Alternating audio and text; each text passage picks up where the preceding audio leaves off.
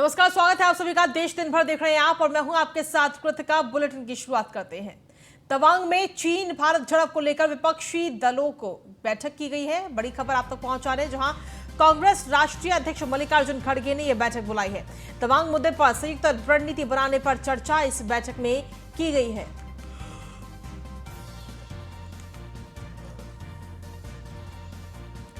तो तवांग मुद्दे पर संयुक्त रणनीति बनाने पर चर्चा हुई है। इस बैठक में कांग्रेस के राष्ट्रीय अध्यक्ष मल्लिकार्जुन खड़गे ने यह बैठक बुलाई है। तवांग में चीन भारत झड़प को लेकर विपक्षी दलों की यह बैठक इस वक्त हुई है, जिसमें मल्लिकार्जुन खड़गे की तरफ से यह बैठक बुलाई गई है और तवांग मुद्दे पर संयुक्त रणनीति बनाने पर चर्चा हुई है। कांग्रेस के नेतृत्व में विपक्षी दलों की यह बैठक इस वक्त की जा रही है और मल्लिकार्जुन खड़गे की अध्यक्षता में यह बैठक हो रही है।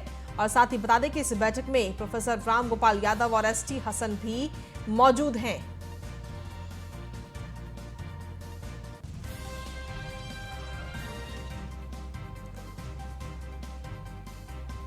तो तवांग में चीन भारत के बीच जो झड़प हुई, जिसका वीडियो भी जमकर वायरल हो रहा है, उसको लेकर अब विपक्षी दलों की तरफ से ये बैठक आज की जा रही है। कांग्रेस के राष्ट्रीय अध्यक्ष मल्लिकार्जुन खड़गे ने यह बैठक बुलाई है। तवांग मुद्दे पर संयुक्त रणनीति बनाने पर चर्चा हुई है। मल्लिकार्जुन खड़गे की अध्यक्षता में यह बैठक हो रही है, जिसमें रामगोपाल यादव और एसटी हसन भी इस वक्त मौजूद हैं। तो कांग्रेस के नेतृत्व में विपक्षी दलों की यह बैठक इस वक्त की जा रही है। तस्वीरें भी इस वक्त आपको दिखा रहे हैं।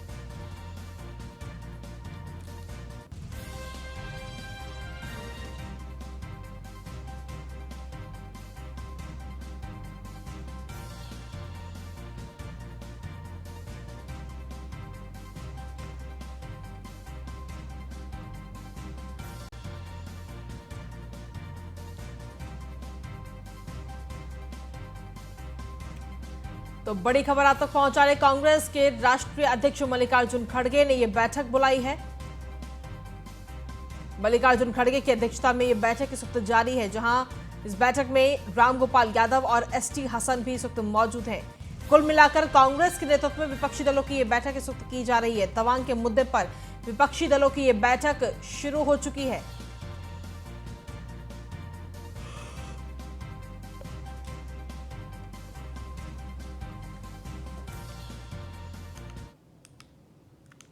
और चलिए खबरों में आगे बढ़ेंगे, बात करेंगे अब दिल्ली की, जहां पर सपा सांसद एसटी हसन को नई जिम्मेदारियां दी गई हैं। लोकसभा में सपा की ओर से नेता सदन बनाए गए हैं एसटी हसन मुरादाबाद लोकसभा से सांसद हैं। मुलायम सिंह यादव के निधन के बाद ये पद खाली था और अब नेता सदन का पद दिया गया है। ये बड़ी जिम्मेदारी इस वक्त दी गई है एसटी हसन को। समाजवादी पार्टी के सांसद हैं एसटी हसन, जिन्हें अब ये बड़ी जिम्मेदारी दी गई है। नेता सदन का पद अब दिया गया है, जो कि मुलायम सिंह यादव के निधन के बाद से खाली था, लेकिन अब ये पद सांसद एसटी हसन को दिया गया है। लोकसभा में समाजवादी पार्टी की ओर से नेता सदन बनाए गए हैं एसटी हसन। ये बड़ी खबर आप तक पहुंचा रहे हैं। मुरादाबाद लोकसभा से सांसद हैं डॉक्टर एसटी हसन।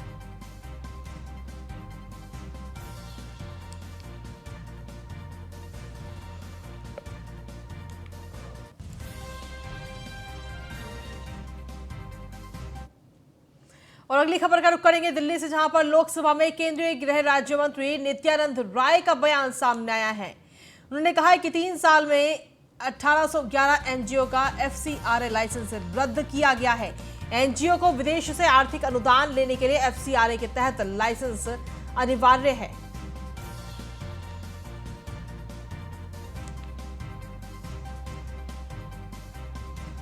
तो एनजीओ को लेकर यह बयान इस वक्त सामने आया है। लोकसभा में केंद्रीय गृह राज्य मंत्री नित्यानंद राय की तरफ से यह बयान दिया गया और उन्होंने कहा कि 3 साल में 1811 एनजीओ का एफसीआरए लाइसेंस रद्द किया गया। एनजीओ को विदेश से आर्थिक अनुदान लेने के लिए एफसीआरए के तहत लाइसेंस लेना अनिवार्य है।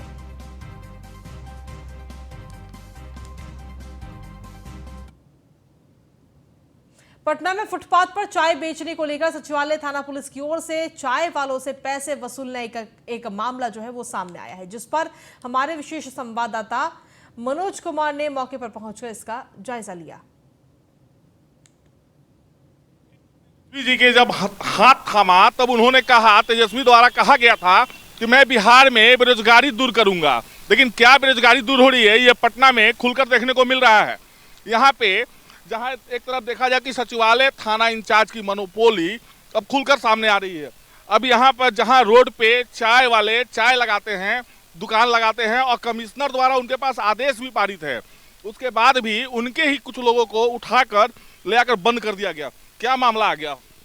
सर मेरा सचिवालय में चाय दुकान है, मैडम जी का ढाबा, ठीक है। हमेशा मुझे प्रताड़ित किया जाता है, हमेशा जब भी इंक्रोचमेंट होगी सचिवालय की तो पहले मेरे पास एक डॉक्यूमेंट दिखला रही थी। मेरे पास एक डॉक्यूमेंट है सर, पराशर सर का साइन किया हुआ, ठीक है। ये 5 साल के अलॉटमेंट पेपर है। एक ये अलॉट हुआ 1/10/2022 को, इससे अगले 5 साल तक, ठीक है। इसमें ये लोग कमिश्नर के साइन का कोई वैल्यू नहीं दे रहे हैं। बृहस्पतिवार को इंक्रोचमेंट हुआ, उसमें हमको बोला गया हटा लो, हम पेपर नहीं जानते, हम कुछ भी नहीं जानते, काउंटर हटा लो।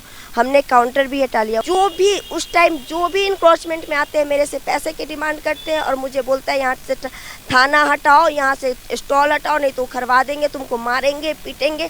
आज मेरा स्टाफ को उठा के ले आया गया है सचिवालय थाना के द्वारा, बिना कुछ नोटिस, बिना कुछ किए मारते हुए ले आया गया। मारते हुए ले आया गया, जिसका वीडियो है मेरे पास, ठीक है। और ला के यहाँ पे बंद कर दिया गया है। कल गाड़ी चोरी हुआ विकास भवन के अंदर से, गंतु कक्ष के बगल से। वहाँ से बोला गया कि जाके सचिवालय में FIR कर दीजिए। FIR दर्ज करने आए तो यहाँ से भागीरथ जी जो है हमारे यहाँ पे इंचार्ज हैं, वो बोलते हैं कि जाइए अपना दरोगा को ले आइए, उसके बाद ही हम देखेंगे बुझेंगे। फिर हमने DSP सर से भी जाके मिले। DSP सर ने बोला कि आप जाइए वहाँ पे थाना में जाके अपना बयान रख दीजिए, FIR करवा लीजिए। फिर मैंने यहाँ पे आया तो कभी बोलते हैं कि अभी जाइए फिर से ले आइए, फिर हम आए हैं। सिर्फ और सिर्फ परेशान किया जाता है। इंस्पेक्टर से मिला आपने? हाँ मिले हैं, 2 बार मिले। उसके बाद वो बोल के चले गए हैं कि हम यहाँ जा रहे हैं वहाँ जा रहे हैं। जी ये है बिहार। बेशक झूठे आश्वासन पे बिहार चल रही है। हालांकि देखा जाए तो जहां डिप्टी CM द्वारा बेरोजगारी हटाने की बात किया जा रहा है, नीतीश जी कहते हैं कि हमारा बिहार पुलिस सबसे नंबर 1 है। क्या नंबर 1 है ये सचिवालय में आकर खुद देख लें। इनके इंस्पेक्टर की मोनोपोली कितनी बढ़ी हुई है। सहयोगी राजा तिवारी के साथ मनोज कुमार।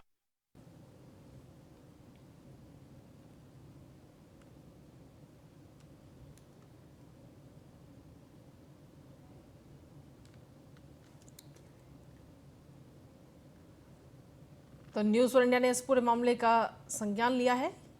पुलिस की कार्यशैली पर इस वक्त तमाम सवाल उठ रहे हैं। चाय वाले से पैसे वसूलने का ये पूरा मामला इस वक्त बिहार के पटना से सामने आया है। वहीं बिहार के भोजपुर में अवैध बालू खनन को लेकर प्रदेश के पूर्व उप मुख्यमंत्री तारकेश्वर प्रसाद का बयान सामने आया। उन्होंने कहा कि सरकार की गतिविधि ठीक रहती है तो पदाधिकारी भी ठीक रहते हैं। अब बिहार में जंगल राज आ चुका है। पूर्व उप मुख्यमंत्री तारकेश्वर प्रसाद जी आज हमारे साथ मौजूद हैं। हालांकि सच्चाई है कि जब जदयू और भाजपा की जब सरकार थी तो अच्छे तरीके से चलता था बिहार, लेकिन जब से वो भाजपा से अलग हुई है और जेडी के साथ आने के बाद काफी कुछ देखने सुनने को मिल रहा है। जो कि अब देखा जाए बालू की यदि बात की जाए तो आरा में बालू अवैध खनन जोरों पे चल रहा है। नया जिला अधिकारी आए थे तो काफी कुछ टाइट रहा, उसके बाद फिर से शुरुआती दौर पे अब खनन पदाधिकारी द्वारा अवैध तरीके से वसूला जा रहा है। सर, अवैध तरीके से वसूली शुरू कर दी गई है जब से भाजपा की सरकार अलग हुई है। नहीं देखिए, है क्या कि जब सरकार की नीयत सही रहती है ना तो फिर अधिकारी भी सही तरीके से काम करते हैं।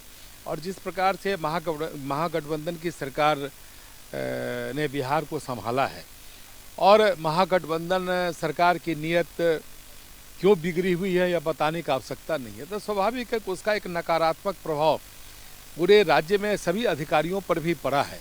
और उसके कारण जो ऐसे तत्व जो एनडीए की सरकार में कहीं न कहीं जमींदोज हो गए थे या छिप गए थे या उन पर कार्रवाई की गई थी, ऐसे सारे तत्व अब धीरे धीरे उभरने लगे हैं। और ख़ास करके बिहार में जो बालू माफिया है, जो बिहार के राजस्व का एक बड़ा एक शोषण किया है, राज्य के राजस्व की चोरी की है, तो ऐसे लोग अभी काफ़ी सक्रिय हो गए हैं। और स्वाभाविक है कि इसके कारण जो बालू माफिया है ऐसे सारे लोग सर उठाए हैं और जिसके कारण खनन से जो राजस्व सरकार को मिलना चाहिए जिससे कि बिहार के लोगों की भलाई होती, आज वे कुछ एक के जेबों में ये सारी चीजें जा रही है। ये माना जाए ना सर कि बिहार में जंगल राज पार्ट 2 शुरू हो चुका है। नहीं, निश्चित तौर पर बिहार में तो जंगल राज पार्ट 2 तो प्रारंभ हुआ ही है, और खास करके इस तरह के तत्वों को कहीं न कहीं राजनीतिक संरक्षण भी मिल रहा है। तो बिहार में कहीं ना कहीं अब आरजेडी की सरकार आने के बाद भ्रष्ट पदाधिकारियों से पूरा बिहार भर चुका है। यदि भोजपुर से बात करें, बालू की बात करें, बालू खनन की बात करें, तो शुरू में एक्टिविटी दिखलाते हैं, उसके बाद सीधे वो अपने प्लस पॉइंट, अपने जेब गर्म करने पर लग जाते हैं। सहयोगी राजा तिवारी के साथ मनोज कुमार सिंह, पटना, बिहार। सीतामढ़ी के नानपुर थाना क्षेत्र में श्रम अधीक्षक सुबोध कुमार के निर्देश पर बाल श्रम से बच्चों को मुक्त कराने का अभियान चलाया जा रहा है, जिसके तहत 3 बच्चों को मुक्त कराया गया। मामले की जानकारी देते हुए श्रम अधीक्षक सुबोध कुमार ने बताया कि बचपन बचाओ आंदोलन के द्वारा सूचना मिली थी कि नानपुर थाना क्षेत्र में बच्चों से बाल श्रम करवाया जा रहा है, जिस पर फौरन एक्शन लेते हुए मामले की जांच की गई और 3 बच्चों को मुक्त कराया गया। श्रम अधीक्षक सीतामढ़ी द्वारा गठित टास्क फोर्स और नानपुर थाना में साथ हम लोग मिलकर महुआगाछी बाजार और रायपुर बाजार में कई दुकानों का निरीक्षण किया है। इस क्रम में हमने 3 दुकानों से 3 बाल श्रमिकों को विमुक्त कराया है और इन लोगों को अभी हम लोग बाल कल्याण समिति के पास ले जा रहे हैं, वहाँ मेडिकल करा के फिर बाद में इन लोगों को।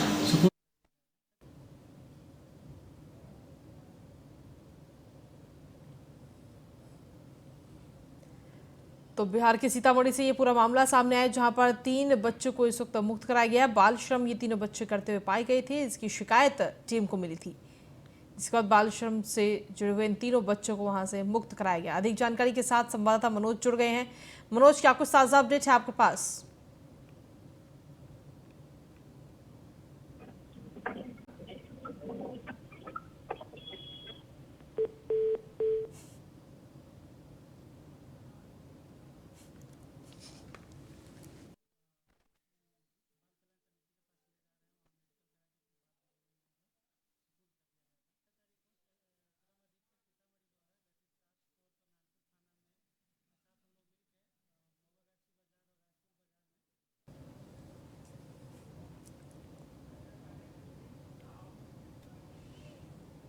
वहीं बिहार के किशनगंज जिला मुख्यालय स्थित टाउन हॉल में श्रम संसाधन विभाग की ओर से रोजगार आपके द्वार कार्यक्रम का आयोजन किया गया।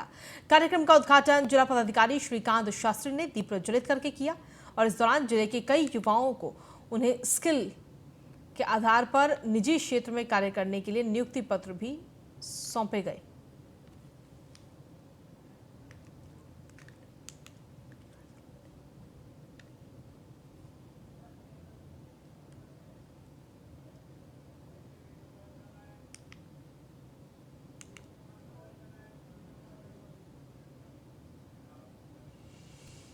मधुबनी के जयनगर प्रखंड में पुल निर्माण और अन्य मांगों को लेकर पिछले 4 दिनों से किसान और ग्रामीण अनिश्चितकालीन हड़ताल पर हैं और इस बीच अपनी मांगों को लेकर ग्रामीणों ने मशाल जुलूस भी निकाला और नगर के कार्यपालक अभियंता का पुतला दहन किया। खबरों की माने तो अधिकारियों की ओर से पुल के निर्माण होने तक आवागमन के लिए कच्चे पुल की व्यवस्था की बात कही गई थी, लेकिन अभी तक कच्चे पुल का निर्माण भी शुरू नहीं हो पाया, जिसे लेकर ग्रामीणों में आक्रोश बढ़ गया है।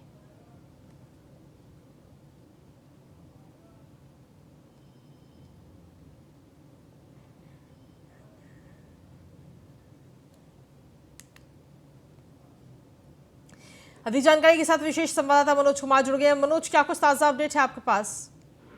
जी देखिए, जो पुल निर्माण को लेकर जो लापरवाही बरती जा रही थी और जिस प्रकार ग्रामीणों का मानना था कि जिस उनके मन मुताबिक वो काम भी नहीं हो रहा है, ग्रामीणों का यह भी कहना है कि एस्टीमेट के मुताबिक यहाँ पे काम नहीं चल रहा है, इसलिए वो लेकर अभी देखिए आज मतलब 4था दिन बताया जा रहा है कि वो धरने पे लगातार बैठे हुए हैं। कोई भी अभी तक बड़ी अधिकारी वहां पे जाकर वो धरना पे जाकर जायजा लेना मुनासिब नहीं समझा। यहाँ तक कि ये जो मामला है ये कल विधानसभा में भी कुछ नेताओं द्वारा वहां पे बोली जा रही थी। यहाँ तक कि भाजपा के विधायक ने भी वहां पे इस मामले को रखा, लेकिन अभी तक कोई भी उचित ठोस कार्रवाई नहीं की जा रही है, ना ही सुनवाई की जा रही है। जो धरने स्थल पर बैठे हैं अब उनको देखा जा रहा है कि वो कब तक वो धरने स्थल पर वहां तक वो बैठ सकते हैं। जी शुक्रिया तमाम जानकारी देने के लिए। और अगली खबर बिहार के कटिहार से, जहां मदरसा रुहुल उलूम में मरकजी इदारे शरिया के बैनर तले मौलानाओं की बैठक की गई। बैठक में फरवरी महीने में होने वाली तहरीके बेदारी और इस्लाह मुआश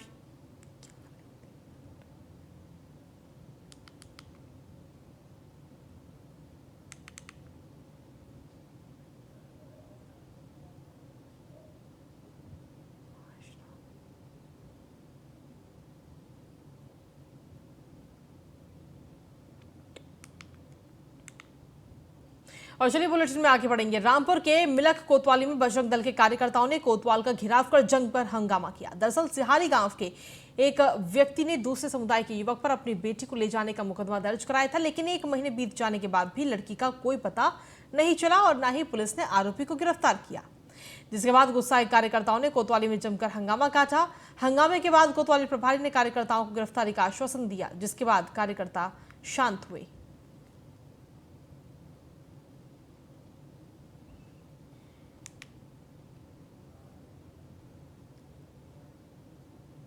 अगली खबर आगरा से, जहां पर फतेहाबाद शमशाबाद मार्ग पर एक सड़क हादसा सामने आया। तेज रफ्तार बाइक ने साइकिल सवार को टक्कर मार दी। वहीं साइकिल सवार युवक की मौके पर ही दर्दनाक मौत हो गई। बाइक सवार युवक गंभीर रूप से घायल हो गया है। शमशाबाद थाना क्षेत्र के कोलारा मोड़ का ये पूरा मामला बताया जा रहा है।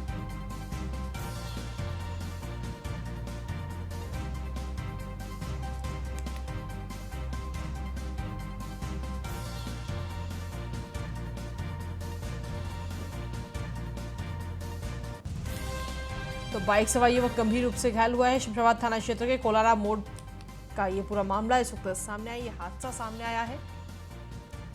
फतेहाबाद शमशाबाद मार्ग पर यह भीषण सड़क हादसा हुआ है आज। इसी बीच एटा से इस वक्त की बड़ी खबर, जहां तेज रफ्तार कैंटर अनियंत्रित होकर पलट गया है। सड़क पर पलटने के बाद कैंटर में भीषण आग लगी है। चालक परिचालक को हालांकि सुरक्षित निकाला गया है। सूचना पर पहुंची दमकल विभाग की टीम ने आग पर काबू पा लिया है। थाना कोतवाली देहात क्षेत्र के आर्ष गुरुकुल की ये पूरी घटना बताई जा रही है।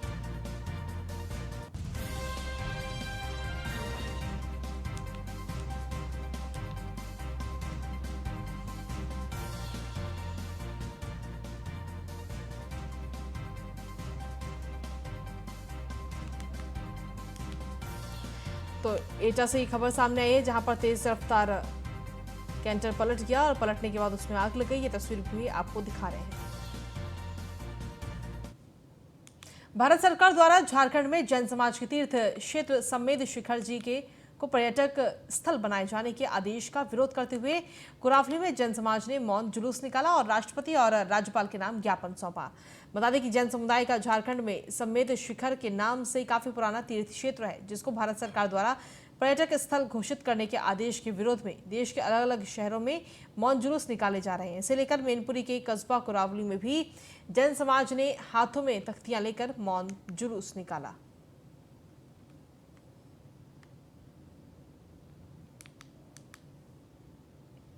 और चलिए बुलेटिन में आगे बढ़ेंगे, बात करेंगे अब महाराजगंज की, जहां पर चौकी के अंदर डांस का एक वीडियो जमकर वायरल हो रहा है। चौकी के अंदर भोजपुरी गाने पर यह डांस हुआ है और डांस का वीडियो भी युवक बनवा रहे हैं।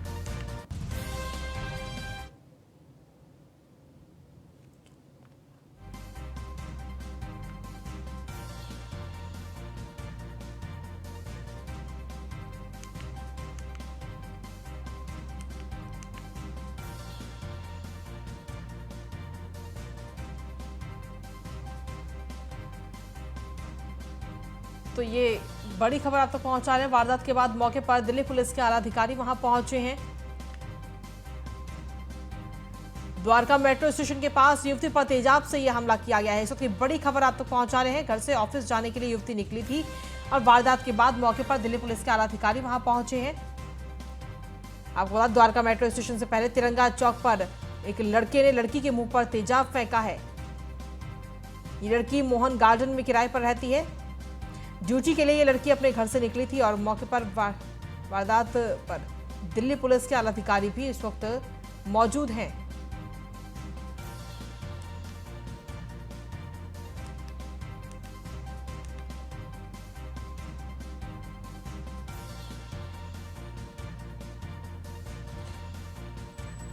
तो ये बड़ी खबर आप तक पहुंचा रहे हैं। द्वारका से पूरी खबर इस वक्त सामने आई है, जहां पर द्वारका मेट्रो स्टेशन के पास युवती पर तेजाब से हमला किया गया है। ये युवती घर से ऑफिस जाने के लिए निकली थी और वारदात के बाद मौके पर दिल्ली पुलिस के आला अधिकारी भी इस वक्त पहुंचे हैं और ये सीसीटीवी तस्वीर भी इस वक्त सामने आ गई है।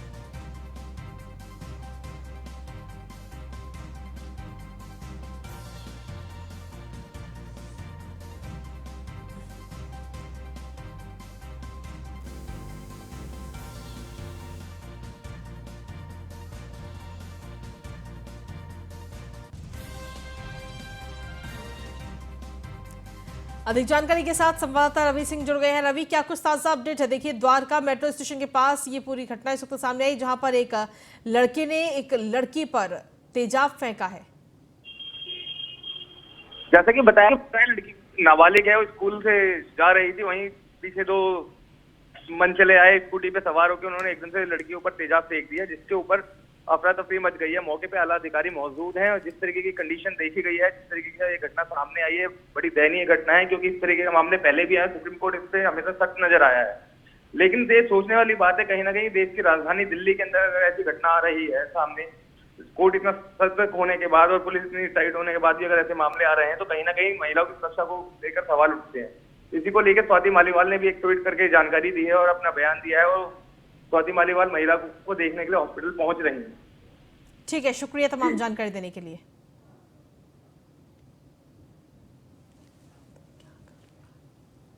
और चलिए बुलेटिन में आगे बढ़ेंगे, बात करेंगे अब महाराजगंज की, जहां पर चौकी के अंदर डांस का एक वीडियो जमकर वायरल हो रहा है। चौकी के अंदर भोजपुरी गाने पर ये डांस हुआ है। डांस की वीडियो भी युवक बनवा रहे हैं। डांस का वीडियो सोशल मीडिया पर जमकर वायरल हो रहा है। नौतनवा थाना क्षेत्र के छपुआ चौकी का पूरा मामला सामने आया है।